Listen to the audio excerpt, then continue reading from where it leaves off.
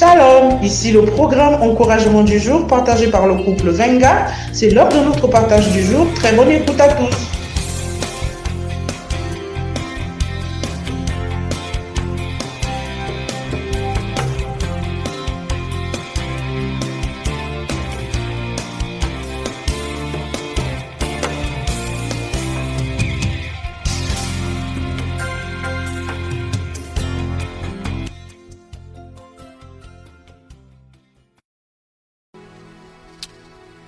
Excellences, mesdames et messieurs, chers auditeurs du programme Encouragement du jour, Shalom.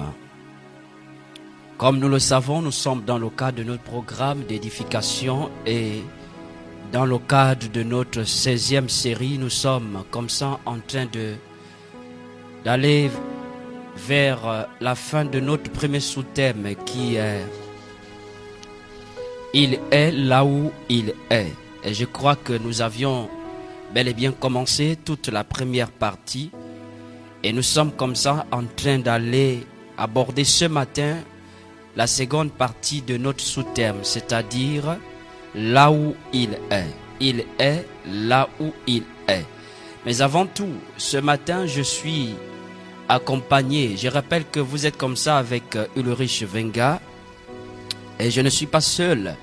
Je suis accompagné comme ça de deux frères, deux merveilleux frères, de merveilleux bien-aimés, à savoir Yvon Bumba et Melka Venga. Et avec eux, ils vont introduire ces instants en quelques minutes. J'aimerais que de là où vous vous trouvez, que vous puissiez, qu'ensemble nous puissions entonner ce chœur qui s'intitule « Être là ». Juste en quelques secondes avec eux et par la suite nous allons poursuivre avec notre enseignement. Que Dieu vous bénisse, gardez l'écoute et nous voulons tous ensemble chanter avec nos bien-aimés. Alors Yvon, bonjour. Bonjour. Alors donc juste à côté nous avons Melka Venga, elle est là. Bonjour aussi à toi. Bonjour. Donc, c'est à vous. Veuillez, s'il vous plaît, nous conduire ce matin avec ce merveilleux cœur que j'aime si bien et d'ailleurs que nous aimons si bien. Alléluia. Amen.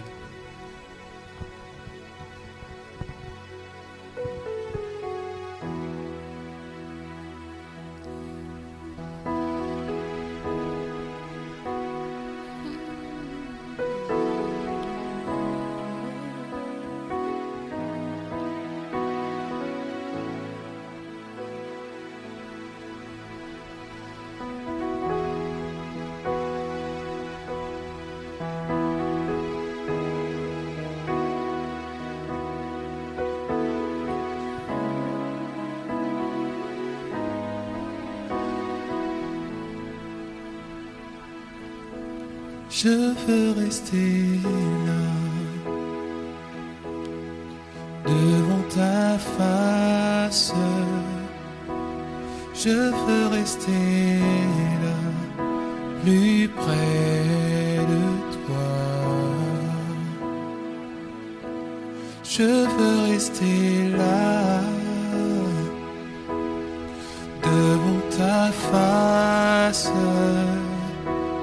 Je veux rester là, plus près de toi. Être là, être là,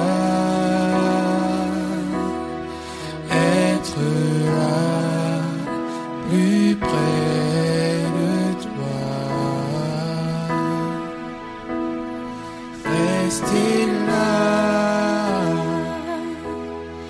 rester là, rester là, plus près de toi. Je veux rester là, devant ta face. Je veux rester là,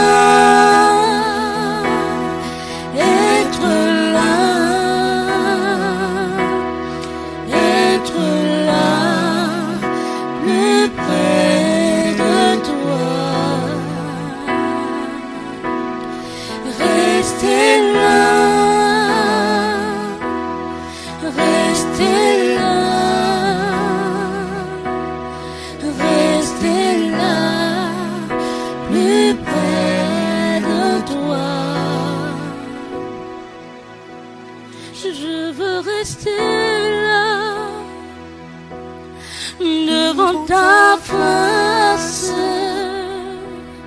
Je veux rester là, plus près de toi.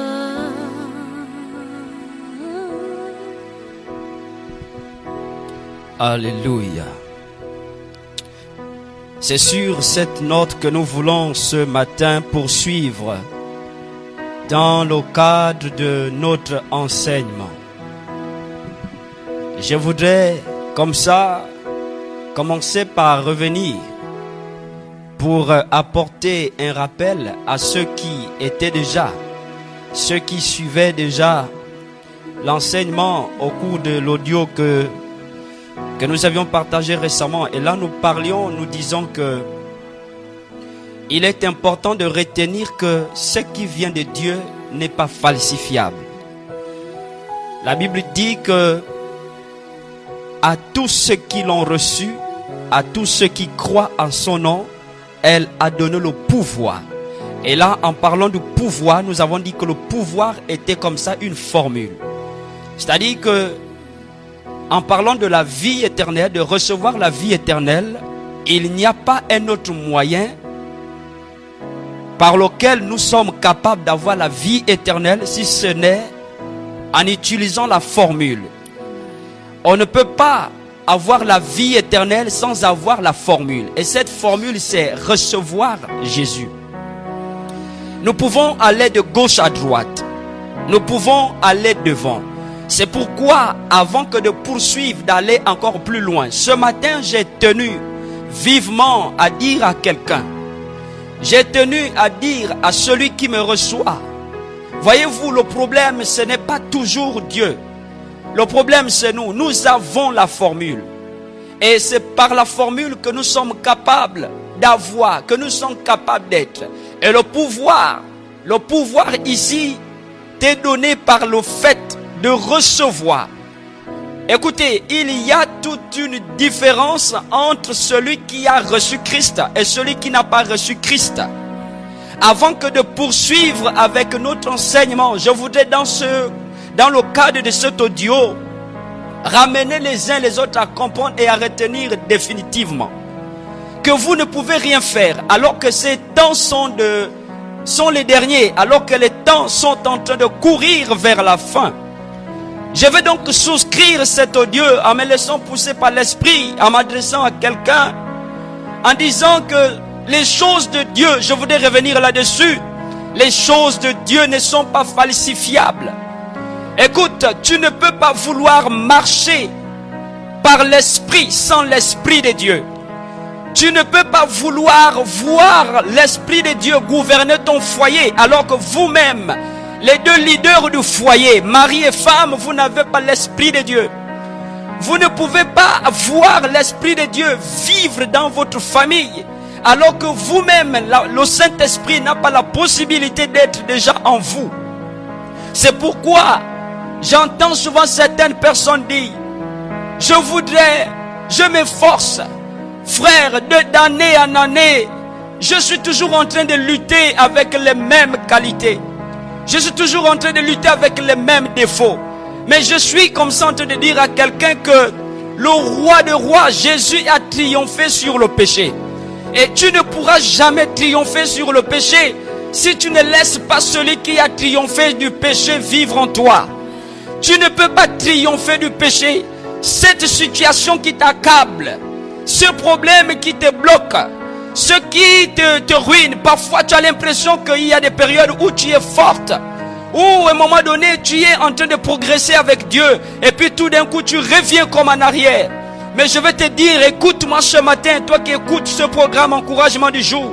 Il était question pour moi de partager l'enseignement, mais l'Esprit me conduit à dire à quelqu'un d'abord ce matin qu'il est important de ramener. Le moment est venu pour nous de ramener Jésus au centre de tout ce que nous faisons. Car la position de Jésus dans ta vie déterminera toujours les résultats que tu auras.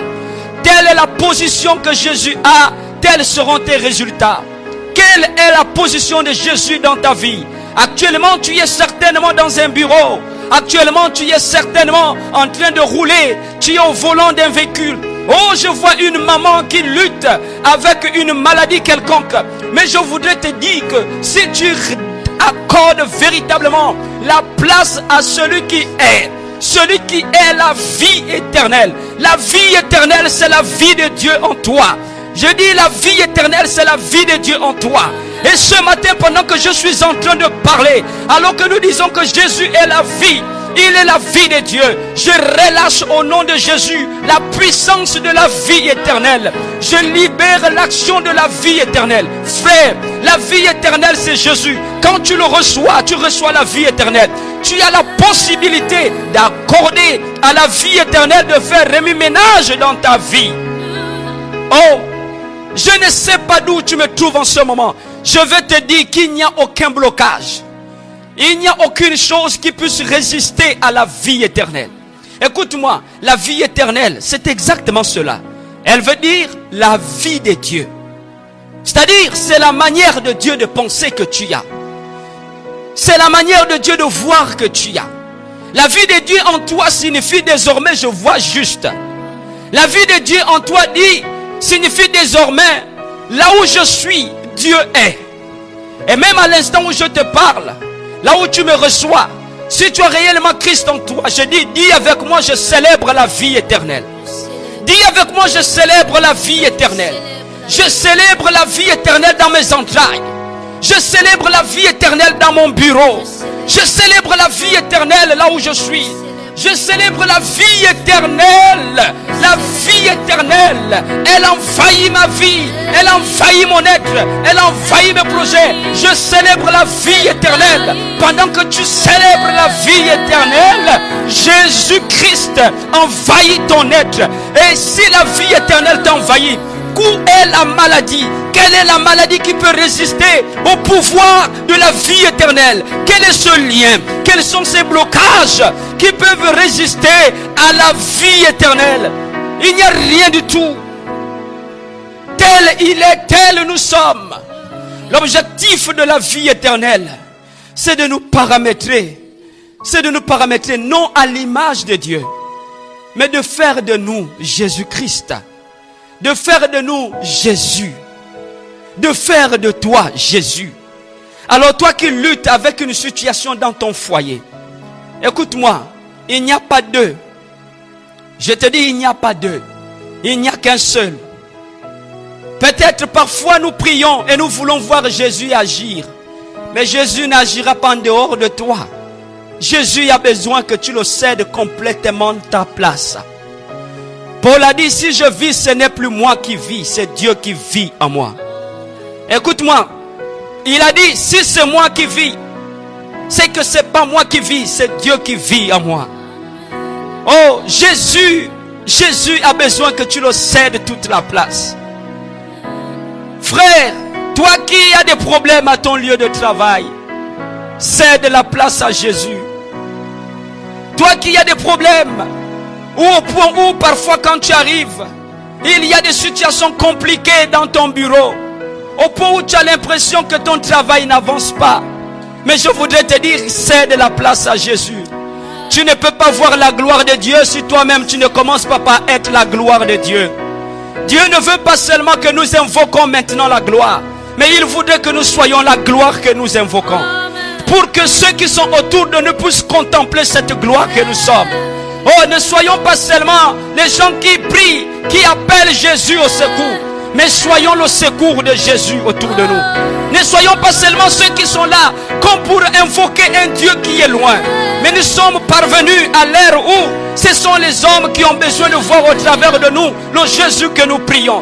Il est peut-être temps pour chacun de nous de laisser Jésus être visible. Il est peut-être temps pour toi, mon frère, de là où tu te trouves, de laisser Jésus être visible. Je suis en train de te dire, cesse le combat. Pendant que tu combats toi-même, tu ne pourras pas vaincre. Tu n'auras pas de solution.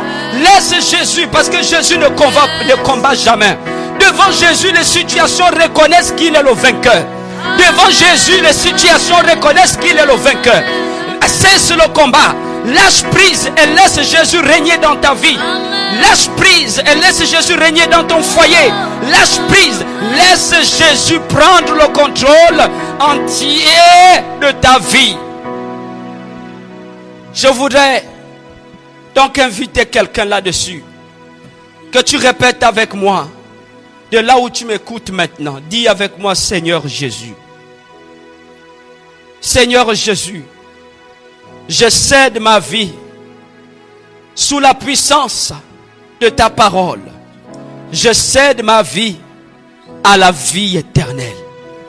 Je déclare que mon foyer est dirigé par la vie éternelle. J'arrête le combat parce que normalement je ne suis pas appelé à combattre. C'est pourquoi je suis là et je te donne toute. Prends la place. Comme Paul a dit, si je vis, ce n'est plus moi qui vis, c'est Dieu qui vit en moi. Alors que ces temps sont les derniers, alors que les défis sont davantage imminents, je voudrais, Seigneur, que tu règnes maintenant, que tu prennes le contrôle, que tu règnes. Au nom de Jésus-Christ, siège et règne, siège et règne, siège et règne. Amen.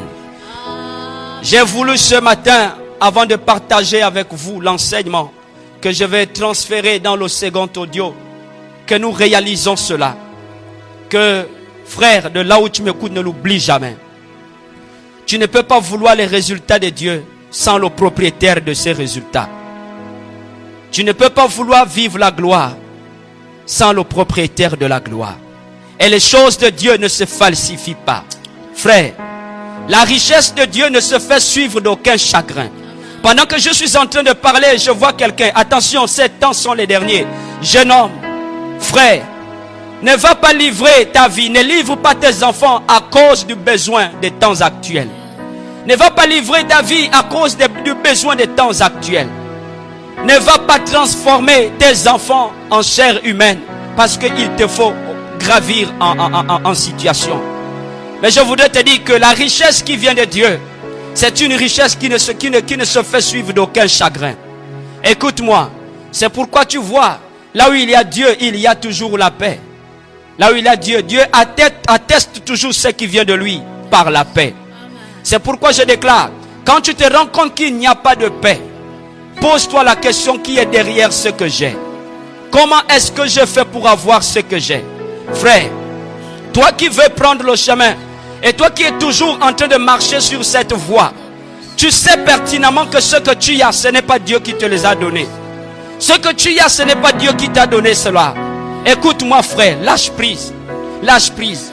Tu es conscient que ce que tu as, tu sais comment tu as eu cela. Frère, ça ne sert à rien de sacrifier les gens. Mon frère, ça ce n'est pas une vie. C'est pourquoi je t'invite. Voyez-vous tous ceux qui sont là et qui vivent dans ces temps, qui sont allés chercher des choses et qui les dépassent.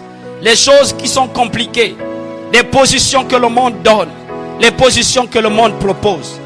Mais je reviens toujours en disant, ce que Dieu te donne, Dieu veille dessus. Ce que Dieu te donne, il veille dessus. Alors, il est temps certainement que tu changes de chemin. Il est temps que tu reviennes véritablement à Dieu.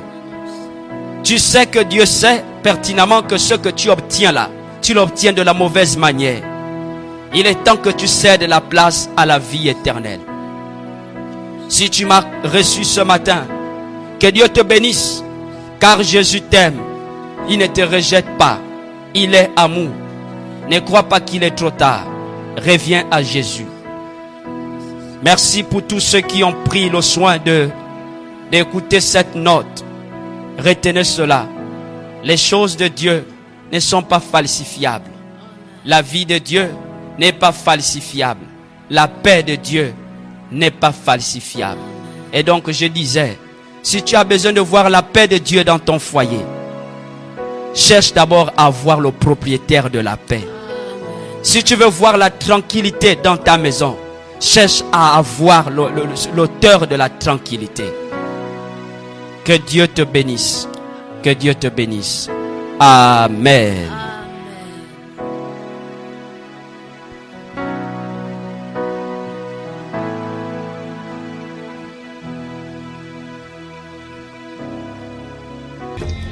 Merci d'avoir porté votre attention. N'oubliez pas de partager. Que Dieu vous bénisse.